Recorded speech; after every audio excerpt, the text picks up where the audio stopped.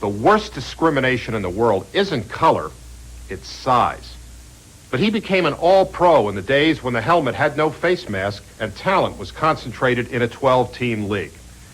The NFL has had better players than Buddy Young, but no better man. As the NFL's director of player relations, Claude Buddy Young was the first black executive ever to be hired by a major sports league.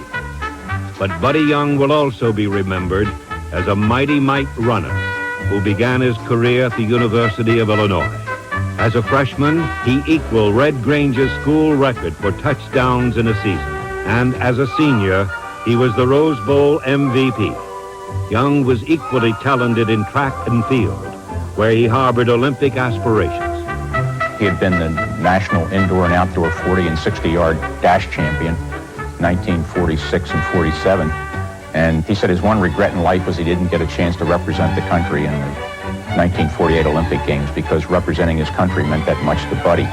The lure of a lot of money in pro football, and being from a poor family and being married at the time, he had to go where the money was, and that was why he signed with the New York Yanks. He was an explosive back, colorful. Art Rooney said that he was, without a doubt, the most entertaining football player that he'd ever seen. Entertaining or not, many in football looked upon tiny Buddy Young as a sideshow freak, an acorn among oaks. I played 9 years of professional football, weighed 167 pounds, stood 5 feet 4 and a half inches tall, and most of the time I was running for my life. At times, the ball itself appeared to be bigger than the little running back. But Buddy Young overcame his size disadvantage, as well as the misfortune of playing for some of the worst teams in history. The New York Yanks, Dallas Texans, and Baltimore Colts were not very good. But with each club, Buddy mixed magic into the general despair of their losing seasons.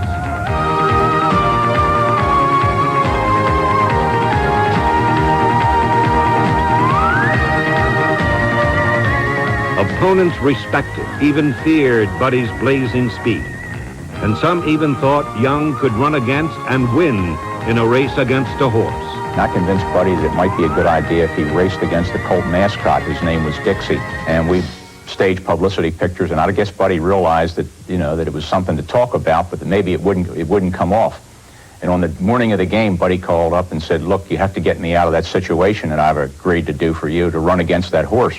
And I said, "Young, there's no way that you're going to bail out, that the public's coming out there tonight to see the inter-squad game, but they also want to see a man run against a horse." So Buddy ran against the horse, and it created quite a bit of attention, not only here, but around the country. And Buddy came out of the starting blocks. They always said that there's never been a track man alive who didn't have a little larceny in his heart.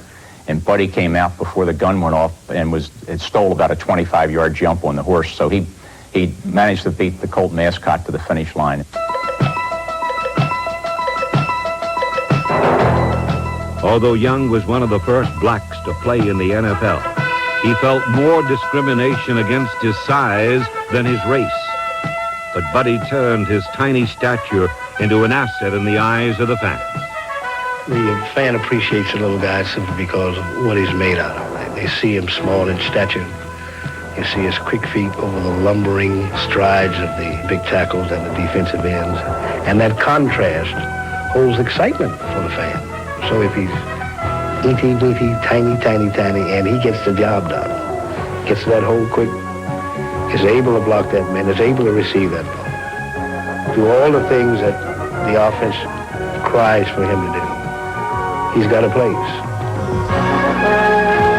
Buddy Young's place in pro football history is secure. Little Buddy Young, smallest of them all, but in height of manhood, you were mountains tall. A landmark